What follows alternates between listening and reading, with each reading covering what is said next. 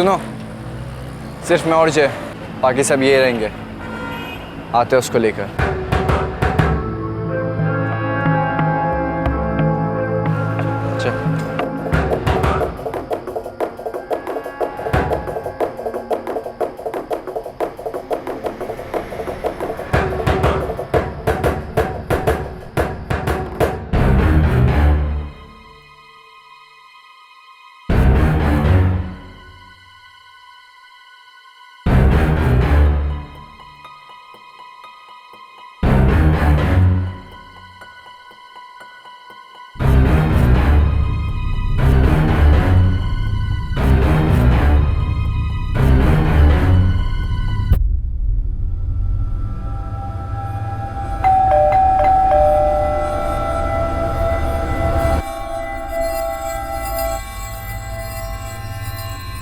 क्या बात है गौरव?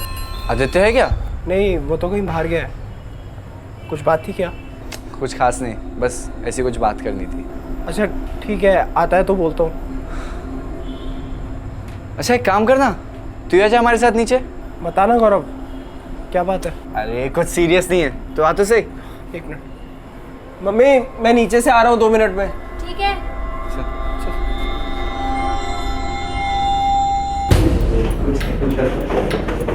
बताना यार, बात क्या है? कुछ नहीं यार। यार आदित्य से कुछ हुआ है क्या? अरे कुछ नहीं, चल। यार बताना, आदित्य ने कुछ किया है? और ये सब क्यों आए हैं यहाँ? तो चल हमारे साथ रहो। नहीं बताना यार कुछ। अरे आना यार।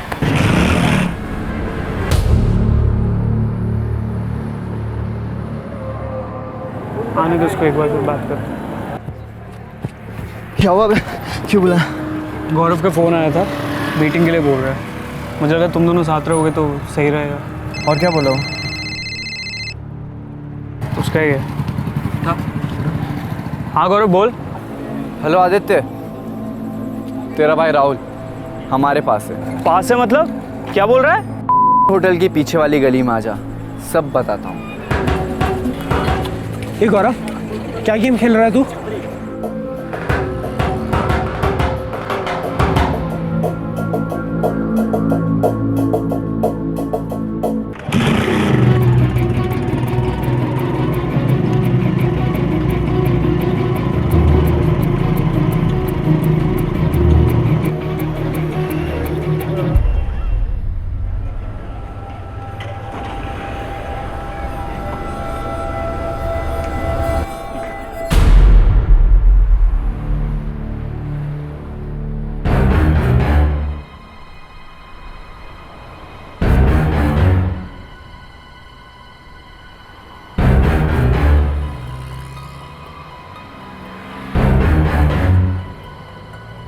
कब से सोच रहा था, हिसाब बराबर करना है।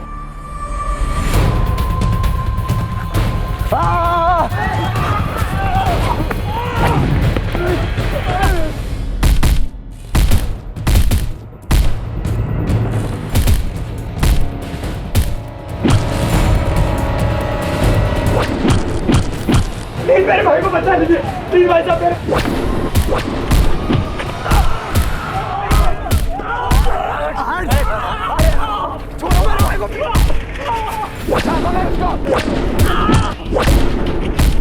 मेरे भाई को छोड़ दे,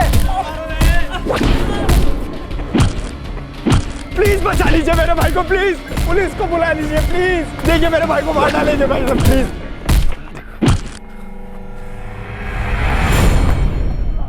और साले बहुत शाना बनता है ना। चल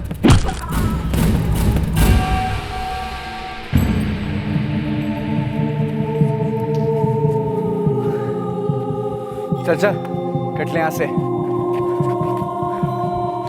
आदि आदि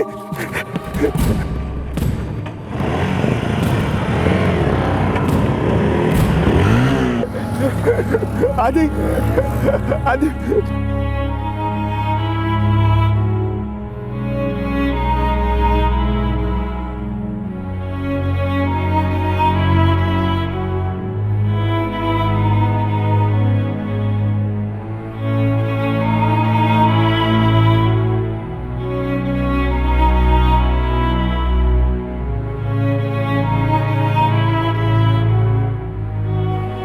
13 अप्रैल 2012 मुंबई के अंधेरी ईस्ट इलाके की एक सड़क पर 16 वर्षीय आदित्य की हत्या हुई। हत्यारे उसके हम उम्र थे। इस मर्डर के चश्मदीद गवाह थे आदित्य का बड़ा भाई राहुल, उस सड़क के दुकानदार और राह चलने वाले आम मुंबईकर। यह हत्या रात को 10 और पौने 11 बजे के बीच हुई, जब मुंबई की सड़कों पर काफी चहल पहल रहती है। लेकिन इस सब के बावजूद आदित्य के भाई राहुल को उसे हॉस्पिटल ले जाने के लिए टैक्सी तक बहुत मुश्किल से मिली।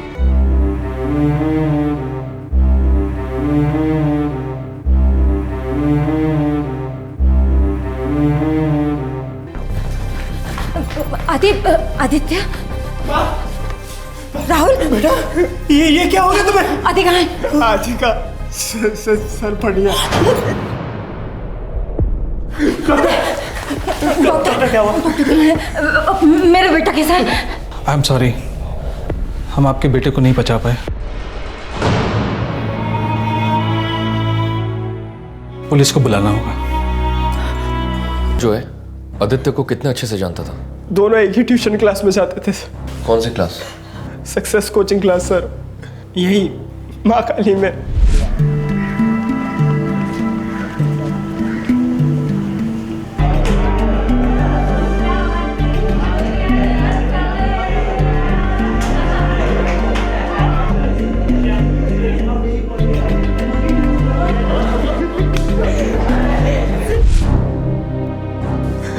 सर वो गौरव घर आया था, पूछ रहा था आदित्य को, उनका शायद प्लान था मिलने का आज। और वो आदित्य के दोस्त नदीम और कृष्णा? वो सर आदित्य के साथ ही आए थे। लेकिन आदित्य का साथ नहीं दिया, दोनों भाग गए।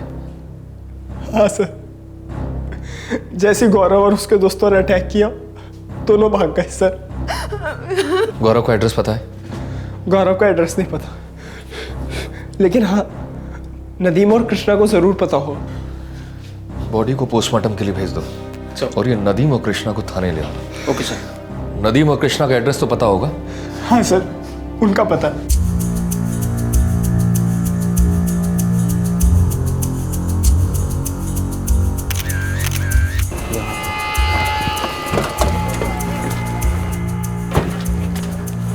सर, लफड़े करके सब गायब हो गए हैं साहब। गायकवाड़ इलाके का नक्शा बनवा। साहब वो पंचनामा? भाई और दो स्टेटमेंट देगा तो बहुत बड़ी बात होगी। भरी सड़क पर मर्डर होता है, 2 सेकंड के अंदर सारे शटर डाउन करके दुकानदार निकल जाते हैं। फिर बोलने में क्या जाता है? पुलिस रास्ते पे नहीं रहती, पुलिस अपना काम नहीं करती। चलो करो काम। Yes sir.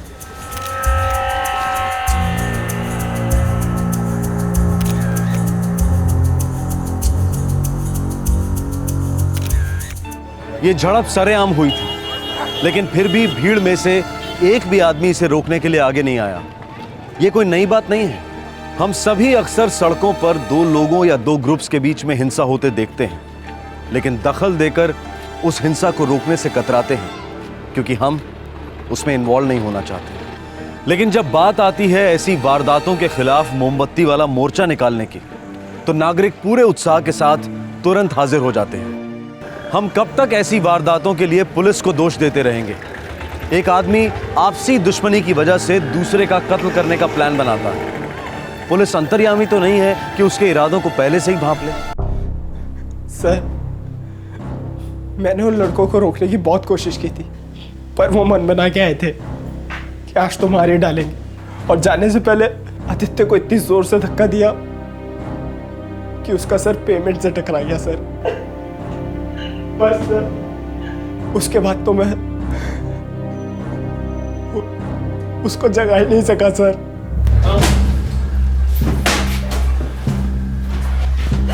इनमें नदीम कौन है, कृष्णा कौन है? सर मैं नदीम हूँ। और तो कृष्णा, तुम लोग को पता है तुम्हारा दोस्त आदित्य मर चुका है? मेरे को गौरव चाहिए, जल्दी बोलो किधर मिलेगा। और ये लफड़ा क्या है? सर आज मेरा बर्थडे है, तो हम लोग मेरे घर पे सेलिब्रेट कर रहे थे। फिर कृष्णा और आदित्य अपने अपने घर को चले गए, और अचानक थोड़ी देर बाद आदित्य का मेरे पास कॉल आया।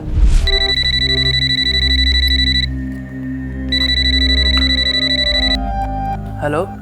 हाँ नदीम, गौरव का फ़ोन आया था। किस बारे में? कॉम्प्रो करना चाहता है, मिलने के लिए बोल रहा है। लेकिन कॉम्प्रो तो हो गया था ना यार। वही तो मेरे को समझ नहीं आ रहा, साला मिलना क्यों चाहता है। मेरे को तो गोची लग रही है। अच्छा सुनना, तू भी चलेगा के साथ में? हाँ हाँ, साथ में चलेंगे। तो एक काम करना, कृष्णा को भी कॉल मार, उसको भी लेते हुए चलते। फिर आदित्य और मैंने कृष्णा को पिक किया सर। तभी गौरव का फिर से फोन आया। हाँ गौरव बोल। तेरा भाई राहुल हमारे पास है। इस टाइम वो बोला आदित्य के भाई राहुल को उठा लिया है। आदित्य टेंशन में आ गया था सर। गौरव और आदित्य के बीच में क्या टेंशन था? इसको लेकर कॉम्प्रो हुआ था, माने मांडोली हुई थी। उस रात को सड़क पर इन दो गुटों के बीच में जो फसाद हुआ, उसकी जड़ एक मामूली सी अनबन दिखाई दे रही थी। लेकिन ऐसी मामूली अनबन को इस तरह का अंजाम देना, यह हमारी आज की युवा पीढ़ी की एक बहुत बड़ी समस्या बन गई है। ये तो नहीं बराबर है, हो जाता है। हे श्रेया, हाय। कहाँ थी कल पूरा दिन? कितना वेट किया मैंने। एक्चुअली डैड कल घर पे जल्दी आ गए थे और कुछ मेहमान भी, तो रुकना पड़ गया। तो बता देती, फ़ोन कर देती, टेक्स्ट कर देती।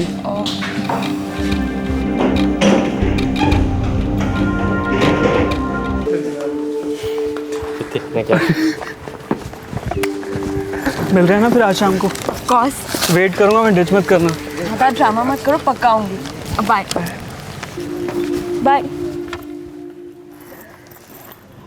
आदित्य, अंधा है क्या? क्या हो गया? भाई अभी तक कुछ हुआ नहीं है, लेकिन बहुत बड़ा लफड़ा हो सकता है। वो गौरव है ना, वो भी श्रेया में इंटरेस्टेड है। अबे वो दोनों के बीच में आजकल बहुत बातें चल रही हैं यार। मैंने खुद देखा उनको टेलीफोन नंबर एक्सचेंज करते हुए। इतना ही नहीं यार, क्लास के बीच में टेक्सिंग चल रही थी दोनों के बीच में।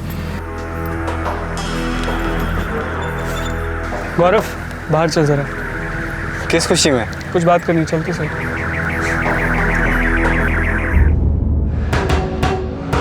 अबे ओ, श्रेया क्या तेरी प्राइवेट प्रॉपर्टी है जो मुझसे बात भी नहीं कर सकता? श्रेया मेरे ग्रुप की लड़की है। थी, तेरे ग्रुप में थी, अब वो मेरे ग्रुप में। देख यार गौरव, तू उससे दूर रह, समझ गया? आदित्य देख, अपनी ना तो फ्रेंडशिप और ना कोई लफड़ा है, फिर भी मैं तेरी हेल्प कर रहा हूँ। क्या मतलब? मतलब ये कि श्रेया एक टाइम पास आइटम है यार, सीरियस मत हो उसको लेके। भड़का मत तू मेरे को। श्रेया बहुत डिसेंट लड़की है। डिसेंट? तो ये देख, तेरी डिसेंट लड़की ने कितना डिसेंट एसएमएस भेजा है मुझे। देख, श्रेया और मैं BBM पर है। टोपी लगा रहा है तू मेरे को? मैं क्यों तुझे टोपी लगाऊंगा? मैं तो तेरे आंखों पे से बंधी हुई पट्टी हटा रहा हूं। ये देख।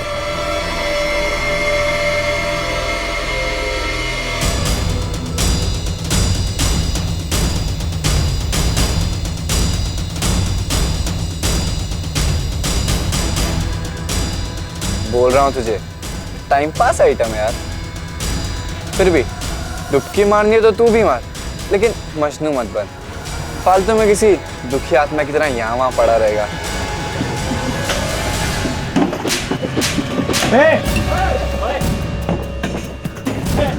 क्या चल रहा है सब? हाँ चलो बंद करो, चलो देखो जो करना है बाहर जाके करो, सब बाहर चलो, बाहर चलो, बाहर चलो, बाहर चलो, चलो बाहर। तो उस थप्पड़ के बदले में आदित्य की जान ली गई? हाँ सर, हम पक्का नहीं बोल सकते। सर, वो थप्पड़ वाली बात के बाद गौरव ने भी उंगली करना शुरू कर दिया था। वो सीधा आदित्य की मम्मी को फोन मारने लगा।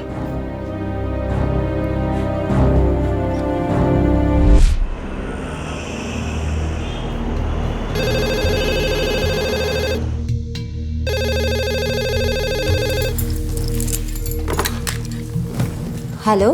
आंटी, मैं आदित्य का दोस्त बोल रहा हूँ। हाँ बेटा, क्या नाम है तुम्हारा? मेरे नाम की छोड़िए और अपने फैमिली के नाम की चिंता कीजिए। ये क्या बोल रहे हो तुम? आपका बेटा full on out of line चला गया है। 24 घंटे लड़कियों के पीछे घूमता रहता है। और लड़कियां भी ऐसी ना आंटी कि आप देख लोगी तो उल्टी कर दोगी। देखो कौन हो तुम, चाहते क्या हो? मुझे आप अपना एक वेल विशर समझिए और अपने बेटे को तरीके से रहना सिखाइए। समझाइए उसे कि लड़कियों का पागलपन भूल जाए। अगर आप भी बैठ के तमाशा देखते रहे ना आंटी, तो एक दिन पूरी फैमिली सर्कस बन जाएगी और फिर पछताने से भी कुछ नहीं होगा, कुछ नहीं। हेलो सुनो, हेलो। अब देखो कि आदित्य का क्या होता है। सही है बहुत। मेरा आदित्य लड़कियों के पीछे भागता है? नहीं।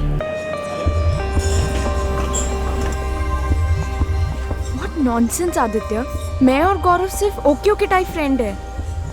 अगर एक फोटो खींच भी ली तो बिग डील। श्रेया, तुम मेरे ग्रुप को बिलोंग करती हो। मैं किसी को बिलोंग नहीं करती। पर श्रेया, तुम और मैं तुम और मैं सिर्फ अच्छे फ्रेंड्स है। Only good friends, that's it. Oh okay, only good friends. और तुम और गौरव, तुम दोनों क्या हो? तुम उसे नॉनवेज मैसेज करती हो ना? दिस इज टू मच यार। जासूसी की भी कोई हद होती है। मैंने उसे सिर्फ फनी मैसेजेस भेजे थे। ओके फाइन, अगर मैंने उसे अडल्ट मैसेजेस भेजे भी तो व्हाट?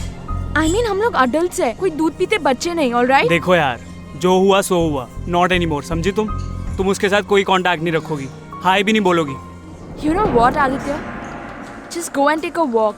ऐसी धमकियां मैं अपने डैड की भी टॉलरेट नहीं करती, सो जस्ट चिल।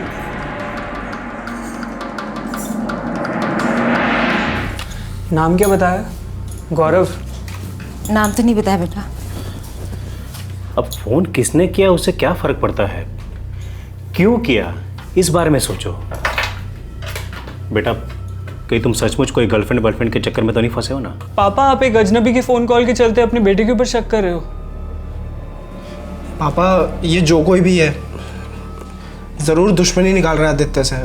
मुझे नहीं लगता हमारा आदित्य ऐसा कुछ कर सकता है, और ना ही हमें ऐसी फ़ोन कॉल्स को सीरियसली लेना चाहिए। देखो बच्चों, हम मिडिल क्लास लोग हैं। मैं मानता हूँ कि मैं छोटा मोटा बिजनेसमैन हूँ, मेरी न्यूज़पेपर की एजेंसी ठीक ठाक चल रही है, लेकिन विचारों से हम मिडिल क्लास लोग ही हैं। हमारी सोच अलग है। ये पढ़ाई के वक्त गर्लफ्रेंड, हंसी मजाक, ये सब हमें नहीं चलता। देखो बच्चों, आज तक तुम अच्छी तरह से पढ़ते आए हो, अच्छे मार्क्स लाते रहे हो। कुछ भी हो जाए, ये सिलसिला टूटना नहीं चाहिए, लगाम ढीली नहीं पड़नी चाहिए। पापा, आप कहाँ की बात कहाँ लेके जा रहे हो? इतनी सी बात का इतना बड़ा बतंगड़ बना रहे हो आप। बिना आग के धुआं नहीं निकलता, और आग फैलने में देर भी नहीं लगती। इतना तो मैंने अपनी जिंदगी में सीखा ही है।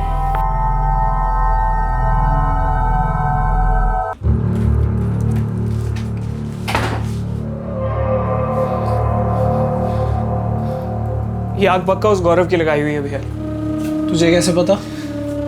अरे मेरी किसी और के साथ उस टाइप की दुश्मनी नहीं है। दुश्मनी? कैसी दुश्मनी? भैया, हमारे ग्रुप में ना एक लड़की है, वो उसे ग्रुप से अलग करने की कोशिश कर रहा है, और मम्मी पापा को मेरे खिलाफ भड़का रहा है, लेकिन मैं उसे जीतने नहीं दूंगा। मेरे भाई, मेरी बात सुन। ये लड़कियों वाले मामले होते हैं ना, ये हार जीत वाले नहीं होते। सुन, जाने दे इस बात को। यहाँ दर्द होता है भैया, मुझसे सहा नहीं जाता। उसने उसको BBM पे भी ऐड कर लिया है, उसके और पास जाने की कोशिश कर रहा है वो। अब ये दर्द मुझसे बर्दाश्त नहीं होता भैया। कुछ भी हो जाए, उसको ऐसा करारा जवाब दूंगा, जिंदगी भर याद रखेगा वो।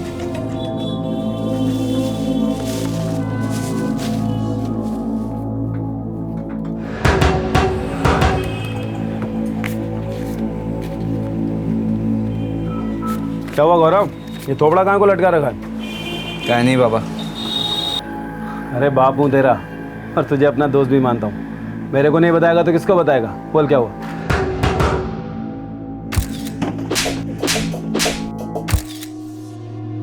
क्या हुआ, कोई झगड़ा वगड़ा हुआ क्या तेरा दोस्तों से?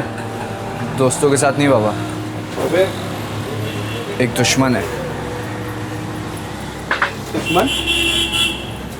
दुश्मन कितना बड़ा वर्ड है, इसका मतलब ही जानता है तू? नहीं बाबा, सच में एक लड़के के साथ दुश्मनी है मेरी। अरे तो निभाना दुश्मनी, लेकिन दुश्मन के लिए ऐसा थोपड़ा बिगाड़ने का नहीं। इसका मतलब होता है दुश्मन की जीत, और किसी भी दुश्मन के लिए अपनी लाइफ नहीं खराब करने का, समझा?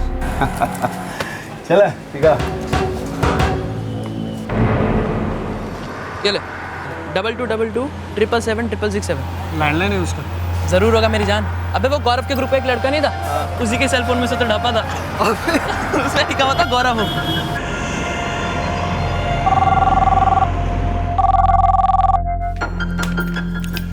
हेलो, आप गौरव की मम्मी हैं? जी हाँ, आप कौन बोल रहे हैं? मैं कौन हूँ उसे आप गोली मारो। पहले आप पहचान लो कि आपका गौरव कौन है, क्या बनने वाला है। क्या बकवास कर रहे हो तुम? बकवास तो आपका बेटा कर रहा है आंटी। साला इतना बड़ा लौंडियाबाज है, कितनी लड़कियों को छेड़ता है और फिर पिटता भी है। देख लो कल को किसी को प्रेग्नेंट कर देगा, जिम्मेदारी आपके सर होगी। बस करो तुम। वही तो मैं बोल रहा हूँ कि उसको बोलो कि बस करे, नहीं तो सारी जिंदगी आप सर पीट पीट के रहोगे। हेलो हेलो, ईंट का जवाब पत्थर से, पल्ला रीलोडेड। ईंट का जवाब पत्थर से, और फिर उस पत्थर का जवाब किससे? ये जवाबों का सिलसिला विनाश की निशानी है। लेकिन कुमार अवस्था, टीनेज में जब गर्म खून के अंदर एड्रेनालाइन उधम मचाता है, तब ये ईंटबाजी और पत्थरबाजी बहुत हीरोइक लगती है। लेकिन इस बहादुरी के पीछे की मूर्खता किसी को दिखाई नहीं देती। और फिर ये टेक्नोलॉजी आग में तेल का काम करती है। SMS, MMS, social networking. Technology के ये आधुनिक नमूने वरदान है या श्राप? क्या रोजमर्रा की जिंदगी की सादगी को ये कुचल रहे हैं? हर एजुकेशनल इंस्टीट्यूट बुलंद आवाज में अपनी वैल्यूज और विजन की पब्लिसिटी करता है। हर कोचिंग क्लास इम्तिहानों के दौरान टॉप मार्क्स दिलवाने का वादा करती है। लेकिन जवान लड़के लड़कियां इन कॉलेजेस और कोचिंग क्लासेस में बिल्कुल फिजूल की बातों को लेकर अपनी जिंदगियां उलझा देते हैं। इस केस में ये दोनों लड़के, गौरव और आदित्य, एक ब्राइट फ्यूचर बाहें फैलाए इनका इस्तकबाल करने के लिए खड़ा था। लेकिन इन दोनों ने बर्बादी को गले लगा लिया। अबे ओ, राग मत दे, समझा? अगर पिछवाड़े में 4 आने का भी दम हो ना, तो आ जाना कल शाम को 4 बजे तोलानी कॉलेज के पीछे। सालों तुम सबकी पुंगी बजा देंगे। अबे ओ साले, कायरे वाली धमकी अपने पास रख, समझा? कौन बजेगा और कौन बजाएगा वो तो कल ही पता चल जाएगा। आज ही 4 बजे तोलानी कॉलेज के पीछे। आ रहे हैं साले। वो सुरभि चौल के लड़कों को भी बोल दे। सोहेल, दीपक और कल्पेश, ये तीनों तो गारंटीड आएंगे। सुपर, फोड़ डालेंगे सालों को।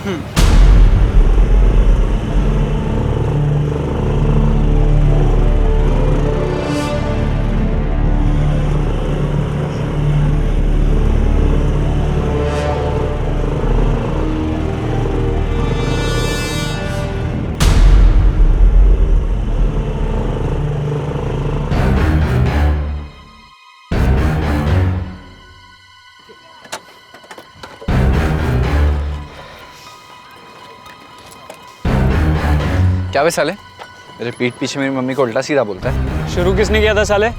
तूने नहीं फोन किया मेरी माँ को? दम है तो आंख में लाना, शर्मा गया रहा हीरोइन की तरह। देख, फुल एंड फाइनल वार्निंग दे रहा हूँ तुझे, भूल जा श्रेया को। और भी लड़कियां क्लास में। तो मैं भी तो ये बोल रहा हूँ, भूल जा श्रेया को, और भी लड़कियां क्लास में। गौरव, आदित्य, क्या यार हम एक लड़की के लिए काय को इतनी माथाफोड़ी कर रहे हैं? कल वो तुम दोनों को ठेंगा दिखा के गई तो क्या कर लोगे तुम दोनों यार?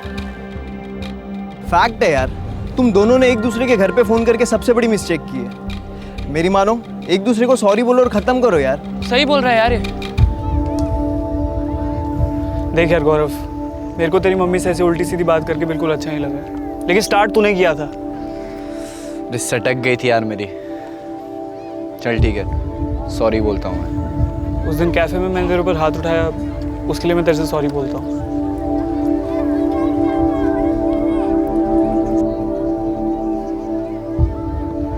हाथ मिलाना।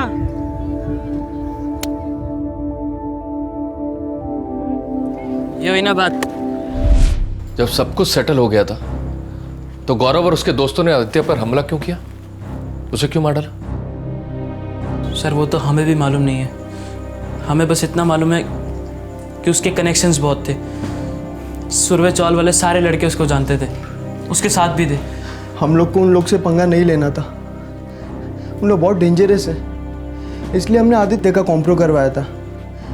पर गौरव ने अपना फैसला क्यों बदला, क्यों अटैक किया, हम लोग को कुछ नहीं पता सर। गौरव को मालूम होगा, पक्का मालूम होगा।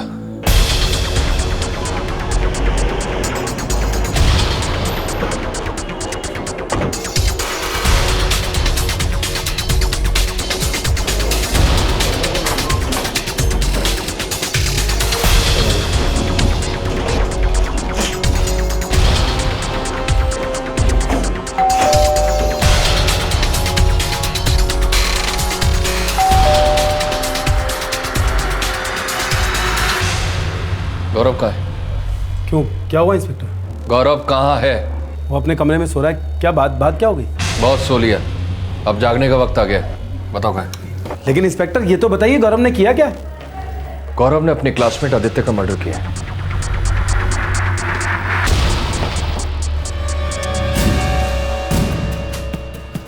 बाबा इंस्पेक्टर साहब, सर आप ऐसे कैसे ले आ सकते हैं मेरे बेटे को? ठीक है, आप भी चलिए, आपके सामने पूछताछ होगी। बाकी के लड़के कहाँ मिलेंगे तू बताएगा। बाबा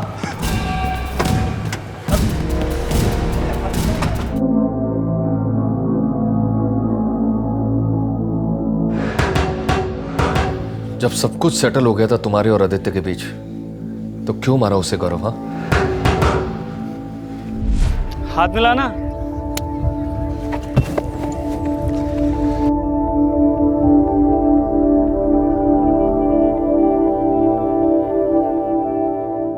चल गौरव, तूने सच में मिट्टी डाल दी क्या? छोड़ना यार, सॉरी बोला ना उसने, बात खत्म। ये अच्छा है। हाँ, पहले सबके सामने उसने तेरे को थप्पड़ मारा और उसके बाद प्राइवेट में एक पिद्दी सी सॉरी बोल दी।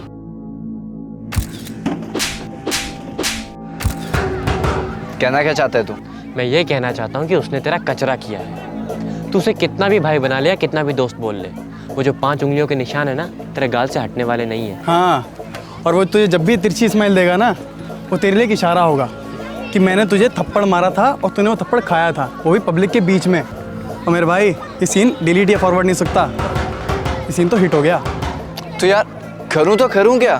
तुझे कुछ नहीं करना है, तुझे बस उसे आसमान से थोड़ा नीचे लाना है। तुझे भी उसे थप्पड़ की वही गूंज सुनानी है। साला क्लास की हर लड़की को अपनी प्राइवेट प्रॉपर्टी समझता है, बहुत स्टड बना फिरता है ना। और फिर श्रेया को लेके तुम दोनों के बीच में तो कोई कॉम्प्रो हुआ ही नहीं बे। बातों बातों में वो बाजी मार गया। और मैं एक बात तुझे गारंटी के साथ बोलूँ, उसने थप्पड़ वाली बात श्रेया को जरूर बताई होगी, वो भी नमक मिर्च डाल के बताई होगी। और वो तो उसे अपना हीरो समझती है, और तुझे zero.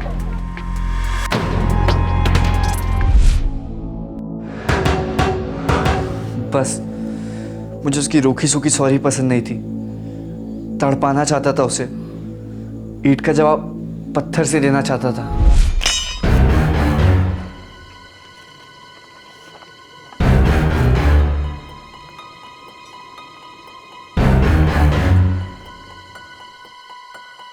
Happy birthday to you. Happy birthday dear Nadi.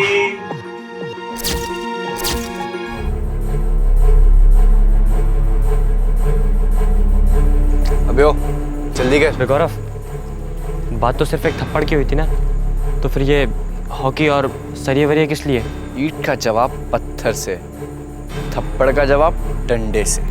देख गौरव, सोच ले, रिस्क है, अगर कुछ भी उल्टा सीधा हो गया ना तो वाट लग जाएगी। तुम लोग काहे के लिए टेंशन ले रहे हो यार? अबे यार, कुछ केस वेस हो गया तो?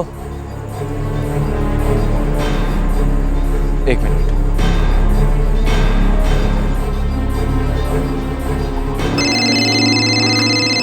कितना है?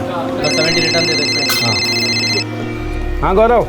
हेलो बाबा, आपने कहा था ना कि दुश्मनी के लिए लाइफ नहीं खराब करनी चाहिए। बेटा वो तो मैं अब भी कहूँगा। बाबा, मैं ना दुश्मनी ख़त्म करने वाला हूँ। दुश्मन ने मुझे जितनी भी टेंशन दी, माँ से जिस तरह बात की, सबका बदला लेने वाला हूँ मैं उससे। अरे बेटा, ऐसा सबक सिखाना कि किसी और के साथ ये सब करने की हिम्मत भी ना करे, ठीक है? अच्छा बाबा, अगर कुछ भी हुआ तो आप साथ दोगे ना मेरा? अरे बेटा, ये भी कोई कहने की बात है? अरे बाबा हूँ मैं तेरा, तेरे लिए कुछ भी करूँगा। बाबा एक बार फिर से बोलना। बेटा, जो करने का बिंदास करने का, मेरे होते हुए तेरा कोई बाल भी बाका नहीं कर सकता। थैंक यू बाबा, मेरे बाबा का फुल ऑन सपोर्ट है। अब बोलो। बोलना क्या है, जाके बोलती बंद कर देते हैं साले की।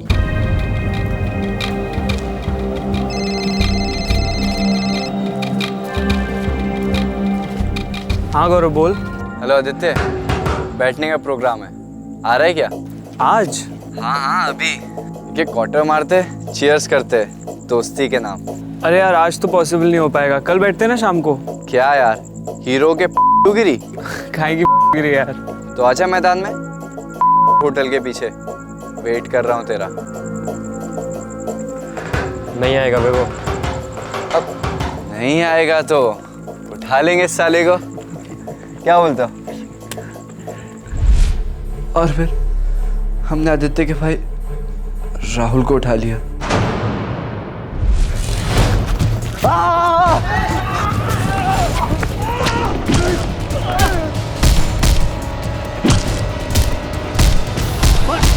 प्लीज बचा लीजिए मेरे भाई को, प्लीज। और साले चल।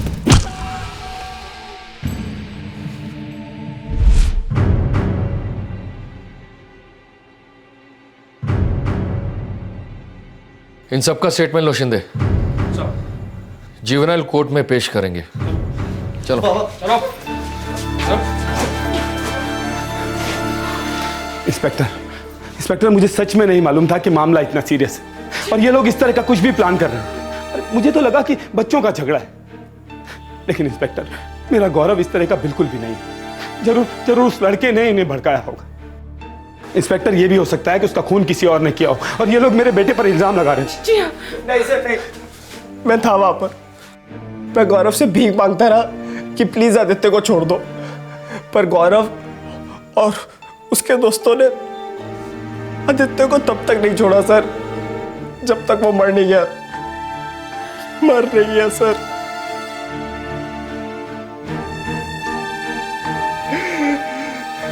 आपका बेटा डिस्टर्ब था, वो दुश्मनी निकालना चाहता था और आपने एक पल भी उसे रोकने की कोशिश नहीं की। आप सबके बच्चे माइनर हैं, नाबालिग हैं, पूरा दिन इंटरनेट पे लगे रहते हैं, कीमती से कीमती फोन उनके हाथों में होता है और जब ये कीमती फोन हर 2 मिनट में चीखते हैं तो ये चीख बर्बादी की दस्तक होती है। लेकिन आप लोग के कान, आंख सब बंद रहते हैं। इस केस में पूरी जिम्मेदारी मैं आप लोग पर नहीं डाल रहा हूं, मैं उस लड़की से भी बात करूंगा। हम इस केस की तहकीकात कर रहे हैं, लेकिन एक बात का दुख होता है, एक जवान लड़का इतनी एनर्जी से भरा ऐसे मारा जाता है। व्यर्थ है, बिल्कुल व्यर्थ।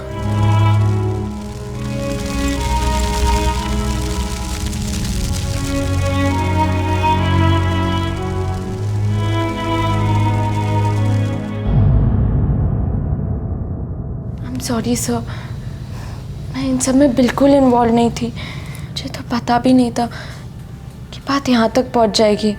पता था तो उन दोनों से सारे रिलेशंस तोड़ देती सर। मुझे तुम्हारे फोन की जरूरत पड़ेगी श्रेया। तुम तीनों के बीच में जो भी मैसेजिंग हुई है उसकी सारी डिटेल्स मुझे चाहिए। Sure sir. ठीक है, आप लोग जा सकते हो, जरूरत पड़ी तो मैं फिर बुलाता हूँ। Thank you.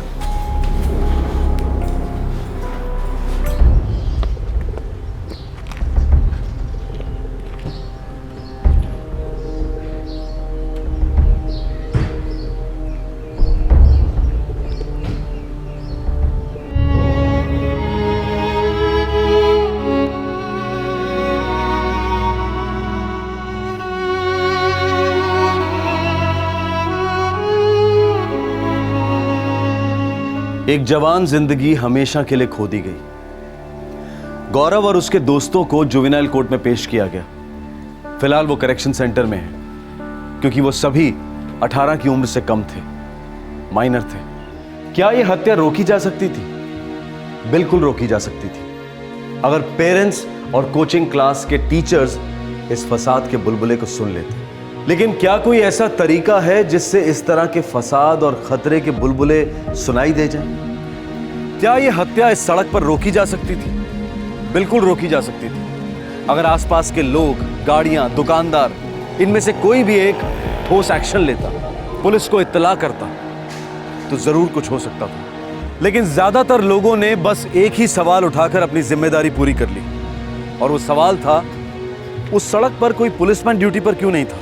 दोनों लड़के पढ़ी लिखी सभ्य मिडिल क्लास फैमिली को बिलोंग करते थे। झगड़ा हुआ था एक लड़की के फोन मैसेज को लेकर। लेकिन क्या यह केस ईव टीजिंग का था, या फिर यह झगड़ा दो टीनेज लड़कों के बीच एक लड़की का अटेंशन पाने के लिए हुआ था, या फिर वो लड़की बिल्कुल इनोसेंट थी और उसे जबरदस्ती सब में घसीटा गया था। सारे सवालों के बाद एक ही बात बार बार जहन में आती है कि जो हुआ वो बिल्कुल नहीं होना चाहिए था। ये भटके हुए जज्बात, ये भटका हुआ गुस्सा और भटकी हुई वन-अपमैनशिप, बहुत बड़ी कीमत वसूल की इसने। हमारे आज के एपिसोड की दूसरी कहानी।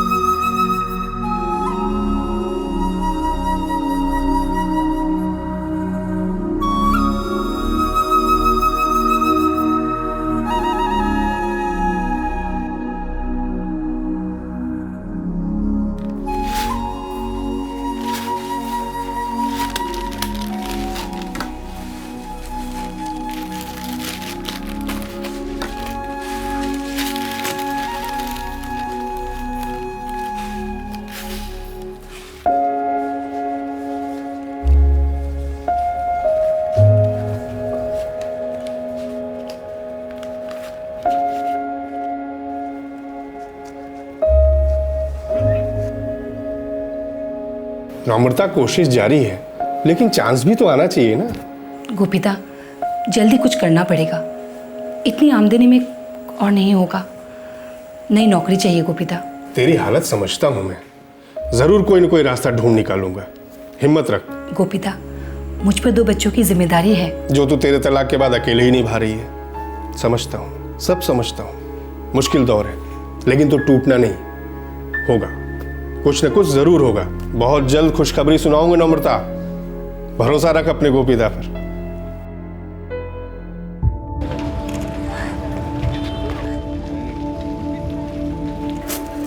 अच्छा, पाव किलो डाल देना।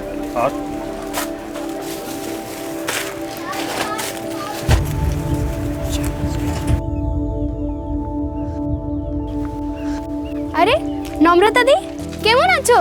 আমি ভালো আছি রিনা, তুই? वही रोज का तरकारी लेने जा रही हूँ। अच्छा रीना, मेरी एक मदद करेगी? हाँ बोलो ना दीदी। बीच बीच में आशी और सोनू को तेरे घर भेज दूँ पढ़ाई के लिए। वो क्या है ना, मेरे माँ बाबा के लिए उन्हें संभालना बहुत मुश्किल होता जा रहा है। अरे दीदी, उसमें पूछने की क्या बात है? मैं तो कहती हूँ रोज भेजो उन्हें। इतना सारा होमवर्क दूंगी कि उन दोनों को मस्ती करने के लिए बिल्कुल टाइम ही नहीं मिलेगा। ठीक है रीना, थैंक यू। ठीक है, मैं चलती हूँ, बाय।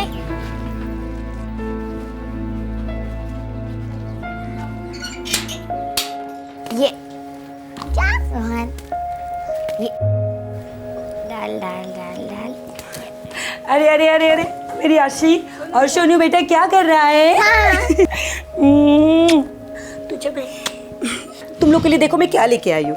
देखो, ये एक तुम्हारे लिए टॉफी और ये तुम्हारे लिए टॉफी। अब जाके खेलोगे। नम्रता, ऐसे कैसे बेटा? हे बाबा, आज के दिन सब भालो तो? सब भालो बाबा। नम्रता, ऐसो ऐसो, अरे जल्दी से हाथ मुंह धो ले, मैं तेरे लिए चाय बनाती हूँ। आजा आजा।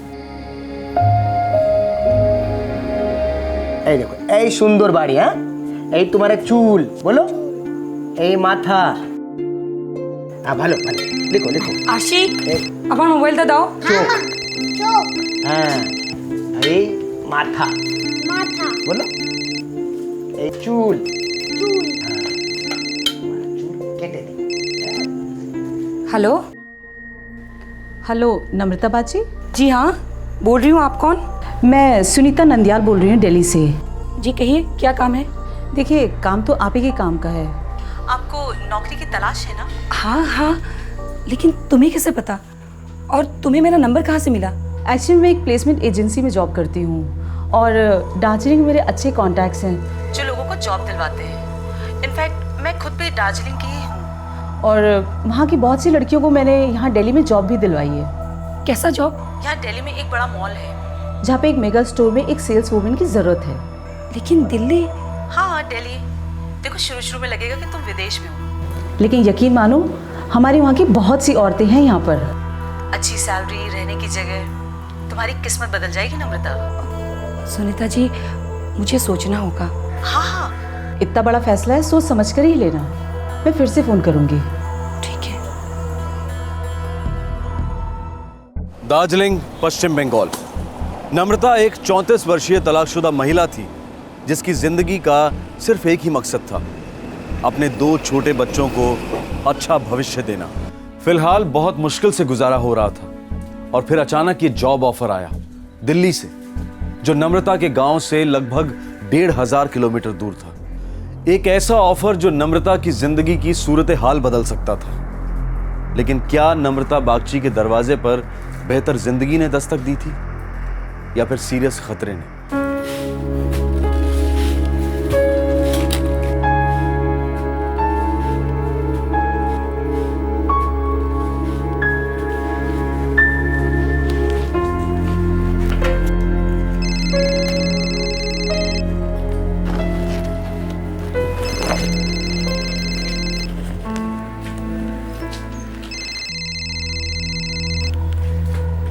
हेलो। तो नम्रता बाजी, क्या सोचा है आपने जॉब ऑफर के बारे में? वो सुनीता जी, मैंने सोच लिया है, मैं कर लूँगी। बढ़िया, बहुत ही सही फैसला किया है नम्रता तुमने। देखो, अगले सोमवार से तुम्हारी ज्वाइनिंग है, तो पूरा 1 हफ्ता है तुम्हारे पास। लेकिन मुझे कहाँ आना होगा और ये सब होगा कैसे? तुम इसकी बिल्कुल फिक्र मत करो, सब कुछ बहुत कायदे से होगा। देखो, आज 16 मार्च है और 19 मार्च को तुम्हें दार्जिलिंग बस स्टैंड पहुंच जाना है और वहीं से मेरा लोकल रिप्रेजेंटेटिव तुम्हें पिक करके सिलीगुड़ी छोड़ देगा और वहीं से हमारी कंपनी का दूसरा रिप्रेजेंटेटिव वाया कोलकाता तुम्हें दिल्ली ले आएगा। लेकिन दार्जिलिंग बस स्टैंड पे मैं आपके आदमी को पहचानूंगी कैसे? उसकी चिंता तुम बिल्कुल मत करो, उन लोगों के पास तुम्हारा नंबर है, वही तुम्हें कॉल करेंगे। भालो, लेकिन वो सुनीता जी, हमारी तनख्वाह के बारे में तो बात हुई नहीं। देखो, तुम अभी नई हो, इसलिए 20,000 से ही शुरुआत करेंगे। 20,000? पूरे साल के सिर्फ 20,000? साल के 20,000 नहीं नम्रता बाजी, महीने के 20,000। ठीक है तुम्हारे लिए? अरे बाबा, महीने के 20,000? हाँ बिल्कुल ठीक है। भालो, 22 मार्च से तुम्हारी ड्यूटी शुरू हो जाएगी और 19 मार्च को तुम्हारा पिकअप होगा, लेकिन तनख्वाह तुम्हारी 19 मार्च से ही जोड़ी जाएगी। तो सब सेटल ना? हाँ हाँ भालो। अच्छा सुनीता जी, थैंक यू। हाँ तो जल्दी मिलते हैं नम्रता हम लोग, ओके?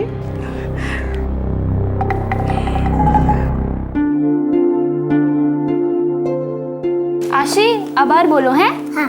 2 एके 2, 2 एके 2, 2 दुगुने 4, 2 दुगने 4, 3 दुगने 6, 3 दुगने 6, 4 दुगने 8, 4 दुगने 8, 5 दुगने 10, 5 दुगने 10। दीना, इन दोनों ने तुम्हें ज्यादा परेशान तो नहीं किया ना? अरे नहीं दीदी, दोनों बहुत होशियार है पढ़ाई में। आशी, सोनू, चलो घर चलते हैं। केमन आछिस नम्रता? तुम्हारा कामकाज कैसे चल रहा है? आसान नहीं है बौदी, लेकिन माँ दुर्गा की कृपा से बहुत जल्द कुछ अच्छा होने वाला है। जरूर अच्छा होगा। तुम बच्चों को कितनी अच्छी तरह से बड़ा कर रही हो। अच्छे लोगों की फरियाद दुर्गा माँ हमेशा सुनती है।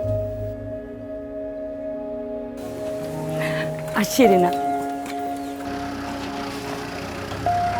अरे काका की गाड़ी आ गई। नमस्कार दादा। नमस्कार नमस्कार। काका को नमस्कार करो। नमस्कार काका। अरे जीते रहो प्यारे बच्चों। और नम्रता, फैक्ट्री में काम ठीक है ना? दादा, मैं एक नई नौकरी ज्वाइन कर रही हूँ। अरे वाह, कोথায়? दिल्ली में। अरे बाबा, अरे दार्जिलिंग से दिल्ली कैसे पहुँच गई नम्रता? दादा, मैं एक नई नौकरी की तलाश कर रही थी। एक एम्प्लॉयमेंट एजेंसी है, उन्हें खबर लगी तो उन्होंने मेरे लिए ढूंढ ली। हेलो, भाग खुल गए तुम्हारे नम्रता। हाँ, सब माँ की कृपा है दादा। अच्छा दादा, तुम এখন आराम करो, আমি আসছি। टाटा। আসছি रीना।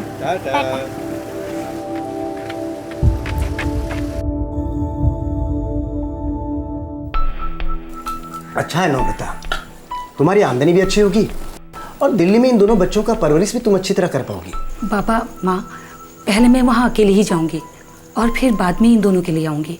काश तेरा तलाक नहीं हुआ होता ना, तो ये दिन देखने नहीं पड़ते। माँ, जो हुआ उसे बदला तो नहीं जा सकता, लेकिन जो है और आगे जो होगा उसे मैं बदलने की कोशिश तो कर ही सकती हूँ ना।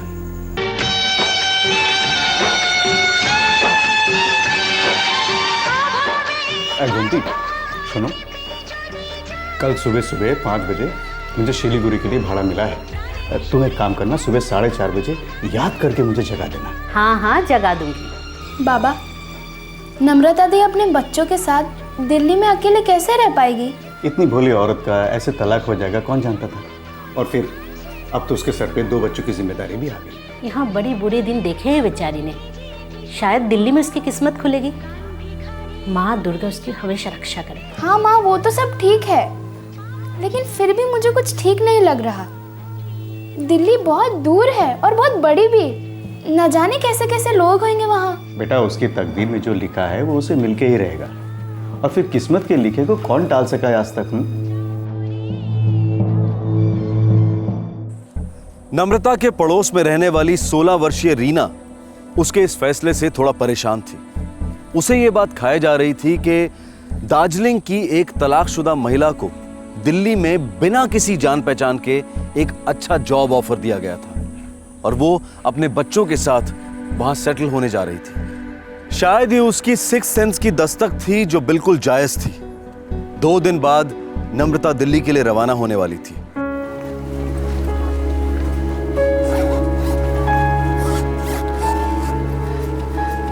दादा ईटा डाउन। 125 रुपया। दादा 100 में दो ना। ना बौदी, 105 की तो खरीदे, 110 से कम में नहीं दूंगा। दादा क्या फर्क पड़ता है, 100 में दो ना। नहीं, 110 से कम में नहीं होगा। ठीक है, दे दो।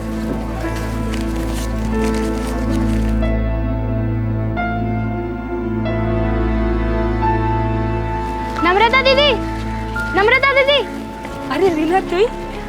अरे लगता है आपने तो पैकिंग भी कर ली। हाँ, वो परसों जा रही हूँ ना मैं।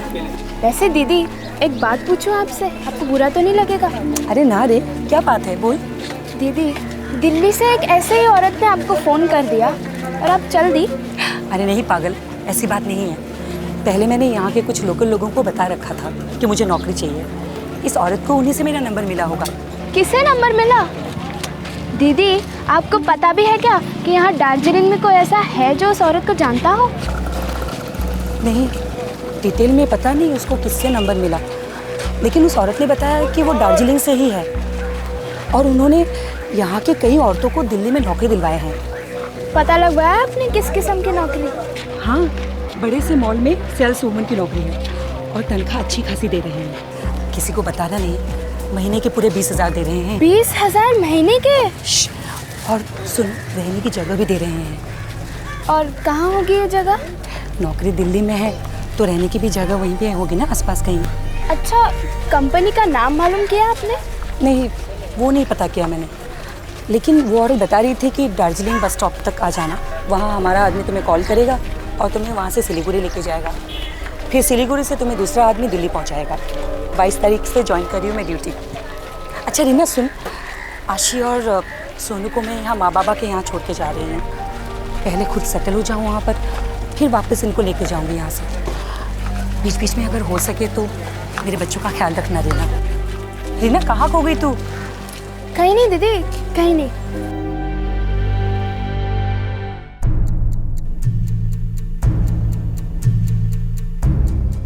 तो अगर कोई आपके सपने को थाली में परोस कर देता है तो उस फरिश्ते के चेहरे के पीछे एक खतरनाक चेहरा भी हो सकता है और आप उसके जाल में फंस सकते हैं। इसीलिए हमेशा संभल के। नम्रता दीदी, आप उन्हें नहीं जानती, वो आपको नहीं जानते, तो भी उन्होंने आपको 20,000 की नौकरी दी और रहने के लिए घर भी, वो भी दिल्ली में। आपको डर नहीं लगता? थोड़ा बहुत डर तो लगता ही है रीना, लेकिन उनका ऑफर इतना अच्छा था कि इसीलिए तो इतने सारे पैसे, वो भी आपका काम बिना जाने। नहीं रीना, वो औरत हमारे इलाके की ही है, सुनीता नंदियाल नाम है उसका। वो हमारी मेहनत और काबिलियत को जानती है। मुझे इस औरत को जानना है। क्या मतलब? दीदी मुझे इस औरत का नंबर चाहिए, मुझे उनसे बात करनी है। क्या बात करनी है तुझे उससे? दीदी आप नंबर तो दो प्लीज। अच्छा ठीक है, देती हूँ।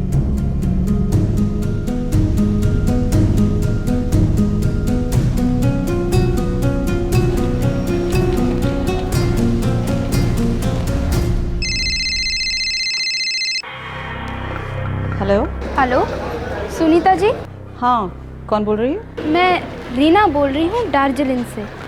मैं नम्रता बागची को जानती हूँ और मैंने सुना है कि आपने उन्हें कोई जॉब ऑफर की है। हाँ तो? मुझे भी एक ऐसे ही जॉब चाहिए। वो क्या है ना, मेरे घर के हालात काफ़ी ख़राब हैं, आप मदद कर दे तो? हाँ हाँ ज़रूर, हमारे यहाँ नौकरियों की कमी नहीं है। एक काम करो, तुम भी नम्रता के साथ दिल्ली आ जाओ, तुम्हारी भी मैं कोई सेटिंग कर दूंगी। ओ थैंक यू सुनीता जी। वैसे मेरी सैलरी कितनी होगी? देखो शुरुआत में 15-20 हज़ार ही महीने के मिलेंगे, फिर भी तुम्हारी काबिलियत और मेहनत पर ही डिपेंड करता है। ज़्यादा काम करोगी तो ज़्यादा ही मिलेगा। मैं सिर्फ 16 साल की हूँ, क्या वाकई मुझे ऐसी नौकरी मिलेगी? उम्र से कोई मतलब नहीं हमारा, दरअसल तुम्हारी उम्र ही तुम्हारा फ़ायदा करेगी, और तुम्हारी जैसी उम्र की लड़कियों को तो और आसानी से नौकरियाँ मिल जाती है। एक बार तुम आ तो जाओ यहाँ पे, हो सकता है तुम्हें सैलरी नम्रता से ज़्यादा ही मिले। ओ थैंक यू सुनीता जी, मैं नम्रता दीदी के साथ आ जाऊँगी। ठीक है, मैं तुम दोनों का इंतज़ार कर रही हूँ।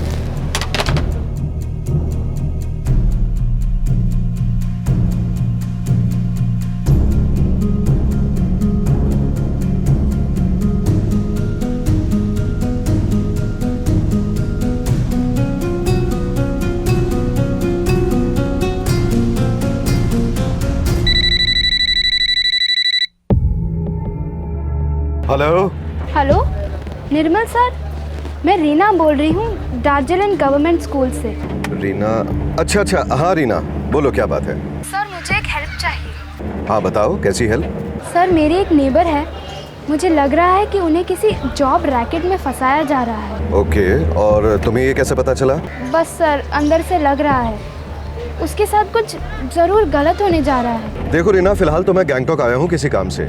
मैं आज शाम को ही दार्जिलिंग वापस लौटूंगा, और अगर तुम्हें सच में लगता है कि कोई गड़बड़ है तो तुम दार्जिलिंग के एसपी साहब के पास चली जाओ।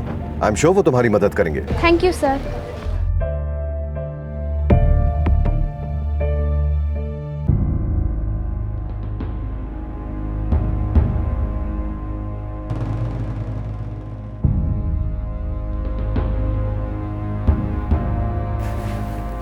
एसपी साहब अब मिलेंगे, आप अंदर जाइए। जी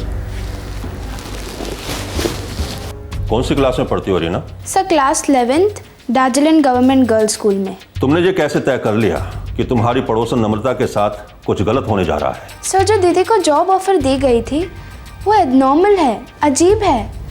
मतलब बिना किसी जान पहचान के इतनी बड़ी तनख्वाह, कुछ तो गड़बड़ होगी ना सर। समझ सकता हूँ, लेकिन तुम इन सब बातों की जानकारी कैसे रखती हो? सर हमें ये सब बातें हमारे स्कूल में सिखाई गई है।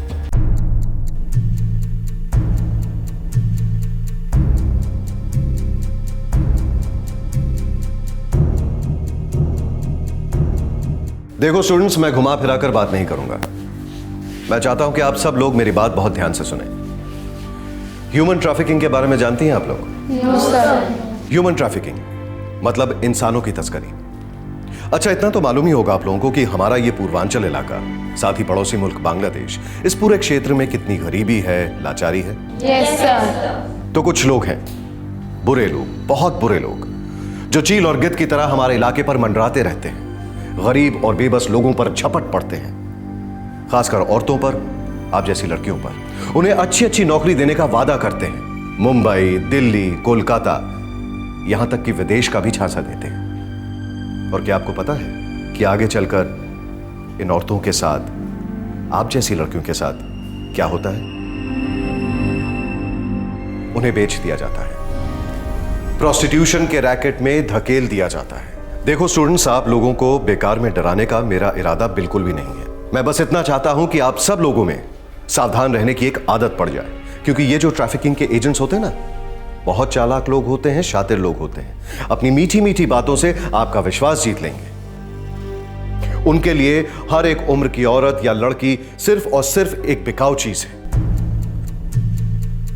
और अपना मकसद हासिल करने के लिए वो कुछ भी कर सकते हैं, किसी भी हद तक जा सकते हैं।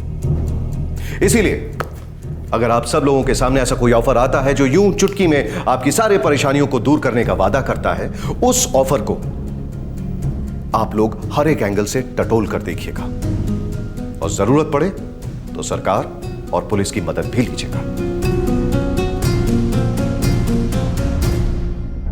एक एनजीओ ने रीना के स्कूल में ह्यूमन ट्रैफिकिंग के बारे में एक अवेयरनेस क्लास कंडक्ट की थी।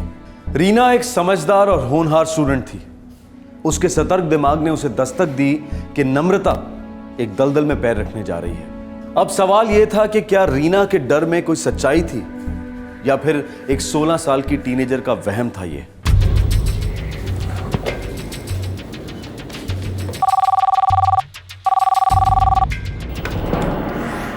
आई मधु गर्ग, क्राइम ब्रांच।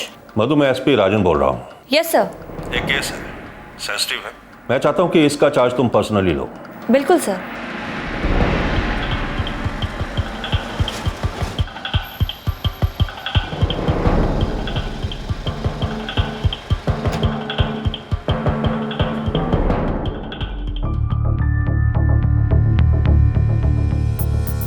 नम्रता, रीना बच्ची नहीं है।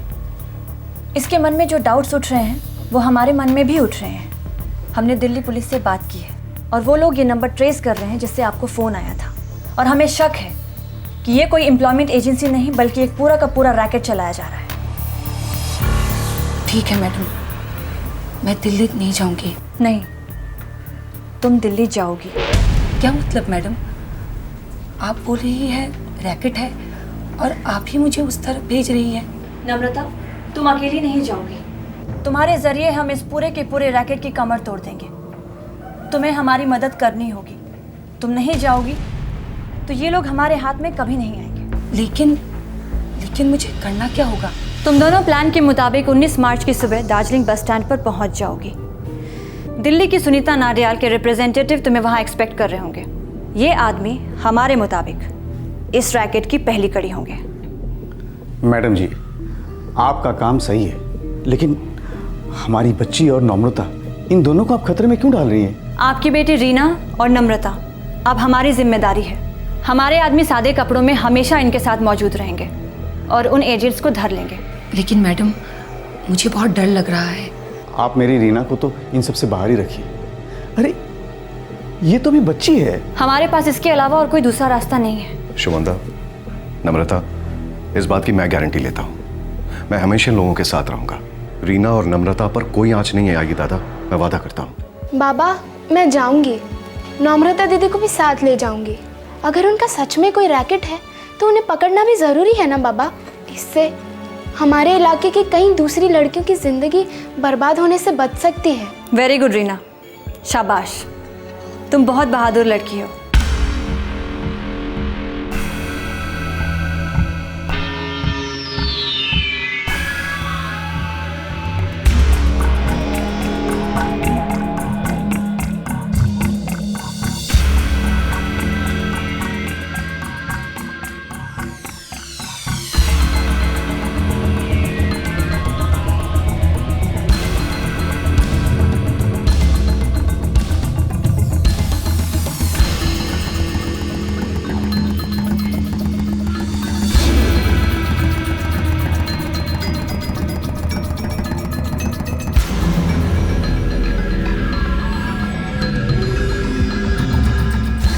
गौरंग,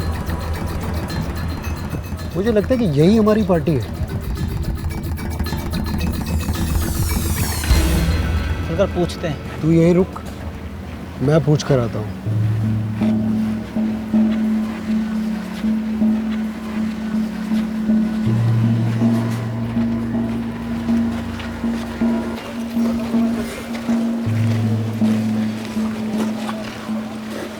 नमस्कार, क्या आप भी दिल्ली जा रही हैं? हाँ दादा, आप कौन? जी मैं आपका सेवक। मैं आपको सिलीगुड़ी के दार्जिलिंग चौक तक लेकर जाऊंगा। आइए।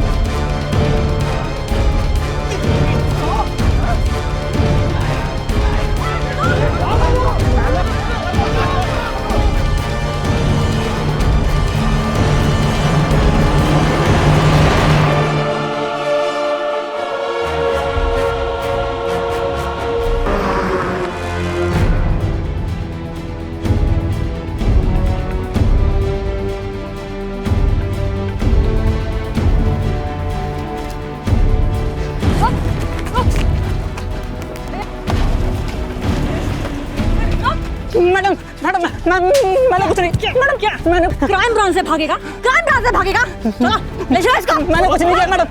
कसम से मैडम, हमारा काम सिर्फ इन दोनों को सिलीगुड़ी के दार्जिलिंग चौक तक पहुंचाना था मैडम। वहाँ इनका आदमी इनकी डिलीवरी लेने आने वाला था मैडम। कौन आदमी? किसके आदमी? जानी ना मैडम, जानी ना, हर बार अलग अलग आते थे, हमें तो ये भी नहीं पता दिल्ली से इन्हें किसने फोन किया। चलो फोन निकालो अपना, स्विच ऑफ करो इसको। Yes ma'am. और डालो इनको अंदर और इन दोनों को अच्छी तरह से कुछ देर के लिए स्विच ऑफ कर दो। ले लो। ये दोनों आदमी हमारा पहला पायदान है। अगला पायदान हमें सिलीगुड़ी के दार्जिलिंग चौक पर ही मिलेगा। हमें जैसे भी हो उन तक पहुंचना पड़ेगा मैम। हम उन तक पहुंचेंगे। निर्मल, ये ह्यूमन ट्रैफिकिंग के रैकेट्स एक रिले रेस की तरह होते हैं। हर खिलाड़ी अपने आप से ही दौड़ते हैं और दूसरा खिलाड़ी उसके आने का इंतजार करता है। लेकिन मैम, हम सिलीगुड़ी वालों तक पहुंचेंगे कैसे? दिल्ली की सुनीता नंदयाल तुम्हारे हर एक मोमेंट्स को ट्रैक कर रही होगी। जैसे ही तुम उसके रडार एरिया पर नजर नहीं आओगी, वो खुद ब खुद तुम्हें फोन करेगी। ह्यूमन ट्रैफिकिंग के विक्टिम्स एक हाथ से दूसरे हाथ एक्सचेंज होते रहते हैं। मंजिल तक पहुंचते पहुंचते ना तो विक्टिम और ना ही हैंडलर्स दोनों को इस पूरी चेन का बिल्कुल पता नहीं चल पाता। और ये मंजिल होती है बड़े शहरों की भूल भुलैया। इन कंक्रीट जंगलों में व्हाइट कॉलर वाले भेड़िए इन औरतों और लड़कियों पर टूट पड़ते हैं, उन्हें हर तरह से नोच डालते हैं। ह्यूमन ट्रैफिकिंग में चेन की कड़ियां बहुत बारीक होती हैं, इसलिए बेहद जरूरी हो जाता है कि पुलिस बहुत सावधानी और गुप्त रूप से अपनी कार्रवाई करे, ताकि कोई भी कड़ी पूरी तरह से टूटने ना पाए। और अगर ऐसा होता है तो इस रैकेट का हाथ लगना बहुत मुश्किल हो जाता है।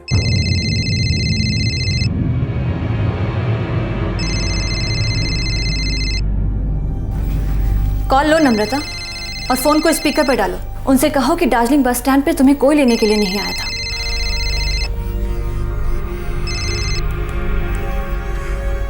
हेलो हेलो नम्रता, कहाँ हो तुम और रीना? हम तो यही है सुनीता जी, दार्जिलिंग में, लेकिन बस स्टैंड पर हमें कोई लेने नहीं आया। हमने पूरा 1 घंटा इंतज़ार किया।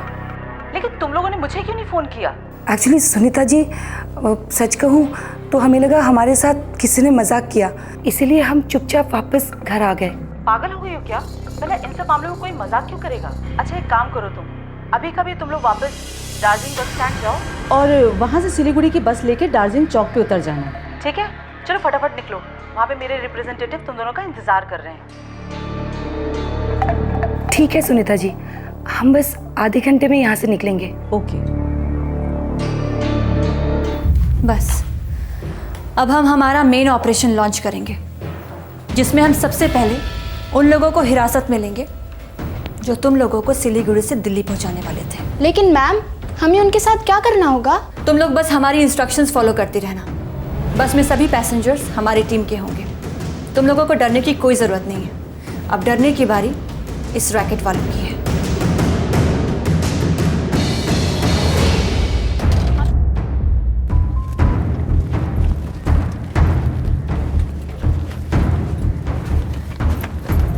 चलो ड्राइवर।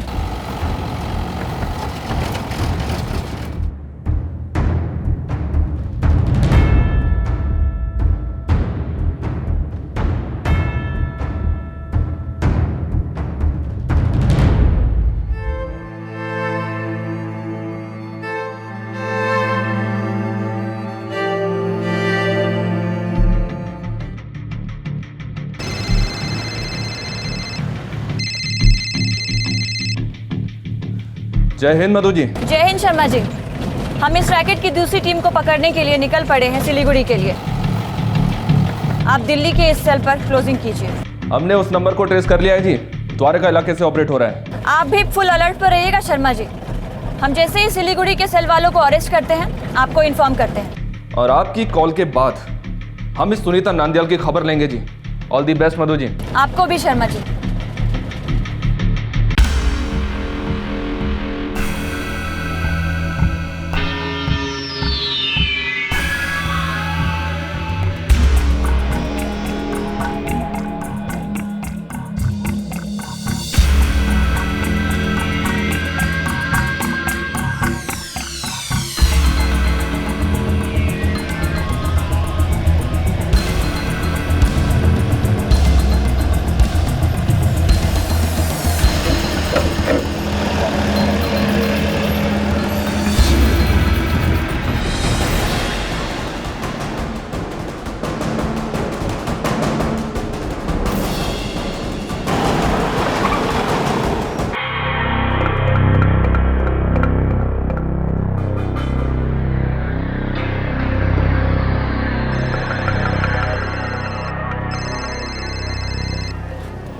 जी मैडम।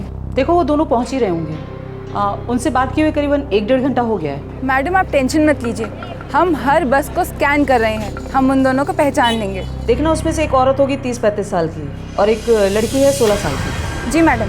और सुनो, अब से मेरा कांटेक्ट बंद हो रहा है, मुझे कोई फ़ोन मत करना और उन दोनों को मैं दिल्ली से पिक करवा लूँगी। ठीक है मैडम।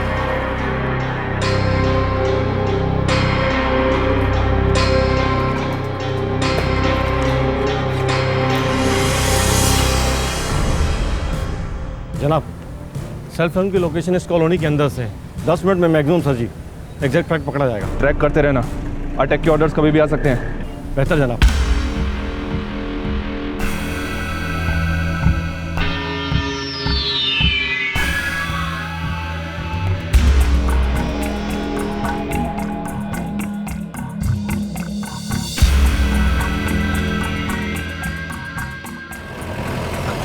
देखिए, दार्जिलिंग चौक आने ही वाला है। रीना, नम्रता, आप दोनों आराम से जाकर चौक पर खड़ी हो जाइएगा, जैसे कि आप लोग वहाँ किसी का इंतज़ार कर रहे हैं, और हम लोग वहाँ पर चारों तरफ फैल जाएंगे। ठीक है?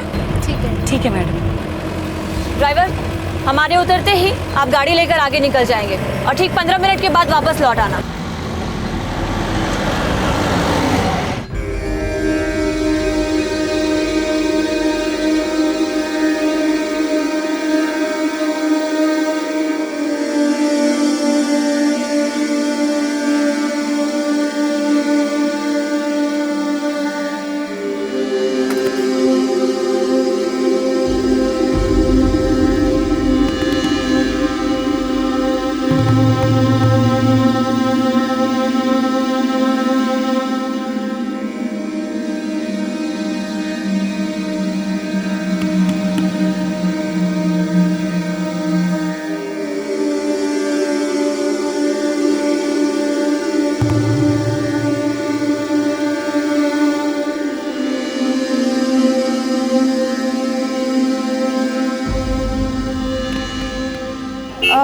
दिल्ली?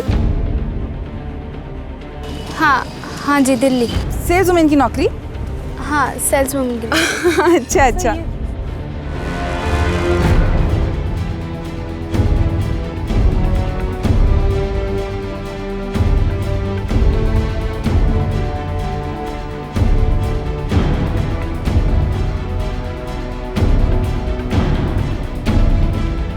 आप लोग हमारे साथ चलिए, आज शाम की ट्रेन है आपकी।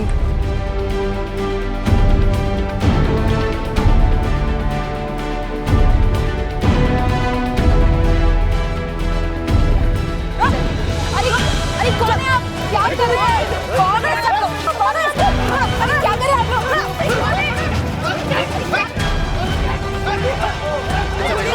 चलो पता चलो क्या कर रहे हो? अरे छोड़िए मुझे।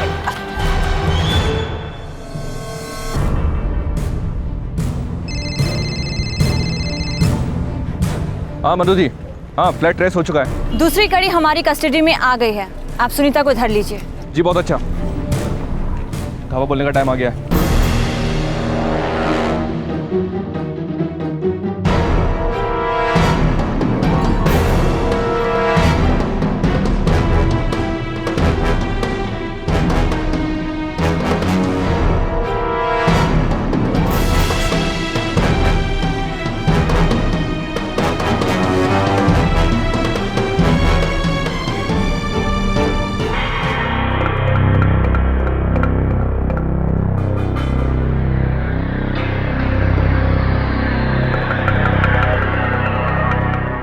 मैडम जी, हमारा काम था सिर्फ इन्हें ट्रांसपोर्ट करना।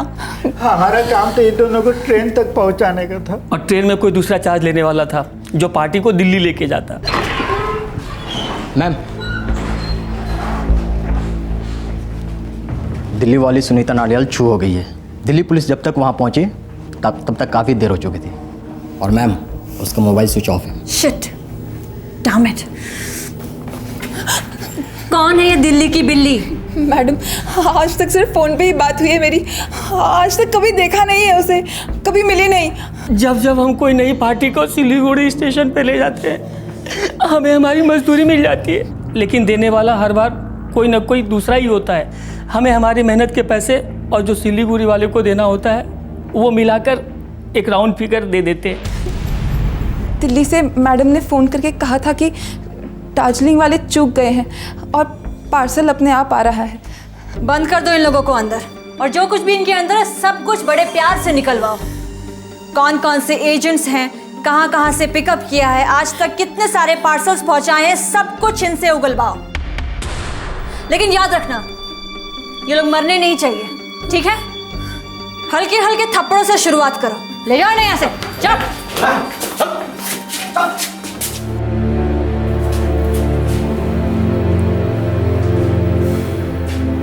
नम्रता, रीना, तुम दोनों का सफ़र अब यहीं ख़त्म होता है। हमारी पूरी टीम की तरफ से तुम दोनों को थैंक यू। तुम दोनों ने बड़े ही साहस और समझदारी से हम लोगों का साथ दिया। अब इस ऑपरेशन को हम लोग अपने तरीके से हैंडल करेंगे। निर्मल, यस मैम। तुम्हारा एनजीओ बहुत अच्छा काम कर रहा है। हम लोग जब इस रैकेट को पकड़ेंगे तब पकड़ेंगे, लेकिन तुम्हारे कारण आज एक औरत की ज़िंदगी बच गई है। Congrats. Thank you.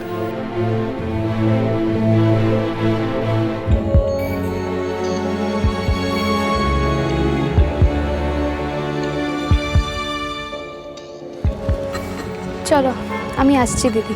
Reena, thank you, तुमने मुझे बचा लिया। अगर आज अकेली मैं दिल्ली चली गई होती तो पता नहीं कहाँ पहुँच गई होती। दीदी, मजबूरी में ऐसे जाल में फंसना बड़ा आसान होता है ना। किसी के साथ भी हो सकता था, शायद मेरे साथ भी। वो तो अच्छा हुआ कि स्कूल में हमें ये सब बातें पहले ही सिखाई गई थी और आज काम भी आई। बस हमें हर कदम पर बच बच कर चलना होगा। क्या करें, दुनिया ही ऐसी है। अच्छा दीदी, मैं चलती हूँ।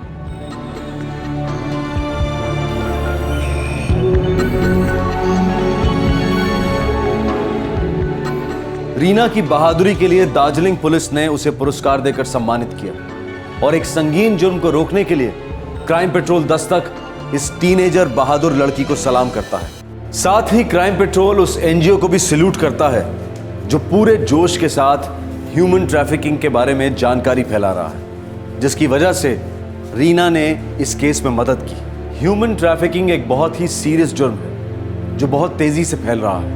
फ्लैश ट्रेड के ज्यादातर विक्टिम्स शिकार होते हैं एक झूठे वादे के, एक बेहतर जिंदगी का वादा जो कभी पूरा नहीं होता। पीड़ितों का एक बहुत छोटा हिस्सा इस रैकेट के चुंगल से भाग निकलता है। कुछ लड़कियों को पुलिस बचा लेती है, एनजीओज बचा लेती हैं, लेकिन इन पीड़ितों का एक बहुत बड़ा हिस्सा इस देश के महानगरों और विदेशों के कुछ शहरों में बिखरा दिया जाता है। गुमनाम, बेसहारा और अक्सर बीमार इन औरतों के साथ दिन रात रात दिन हैवानियत चीर फाड़ करती है। इन जिंदा लाशों का दिलो दिमाग सुन पड़ जाता है। भरी रोशनी में भी सिर्फ अंधेरा नजर आता है। बस सांसें चलती हैं तो उन 4 पैसों के लिए जो इनके दूर गांव में बैठे परिवारों को एक वक्त की रोटी नसीब करवाती हैं। क्या फ्लैश ट्रेड को हमेशा के लिए खत्म किया जा सकता है? शायद कुछ हद तक कम तो किया ही जा सकता है अगर इस रैकेट की छोटी से छोटी कड़ी को भी बड़ी से बड़ी सजा दी जाए। शायद तब कम हो सके जब सिर्फ एक मजबूत कानून ही नहीं बल्कि एक मजबूत सामाजिक अभियान उन लोगों के ज़मीर को दस्तक दे जो इस विकृति का मजा लेते हैं। लेकिन ये एक आइडियल सिचुएशन है जो शायद हकीकत में कभी मुमकिन ना हो पाए। लेकिन एक चीज पॉसिबल है, अवेयरनेस, जानकारी। अगर ह्यूमन ट्रैफिकिंग के सभी पहलुओं को स्कूल और कॉलेजेस में वर्कशॉप के द्वारा इन पिछड़े हुए इलाकों में बार बार हैमर किया जाए तो इन ट्रैफिकिंग के दलालों के हाथ लड़कियां इतनी आसानी से नहीं लगेंगी। और ये कोशिश फ्लैश ट्रेड के खिलाफ लड़ाई में एक बहुत बड़ी जीत है, जैसा कि आज के इस केस ने साबित कर दिया। आपसे फिर मुलाकात होगी क्राइम पेट्रोल दस्तक के एक और एपिसोड में। तब तक अपना ख्याल रखें, सुरक्षित रहें। जय हिंद। इस तरह के और भी एपिसोड देखने के लिए हमारे चैनल को सब्सक्राइब करें और बेल आइकन दबाना ना भूलें।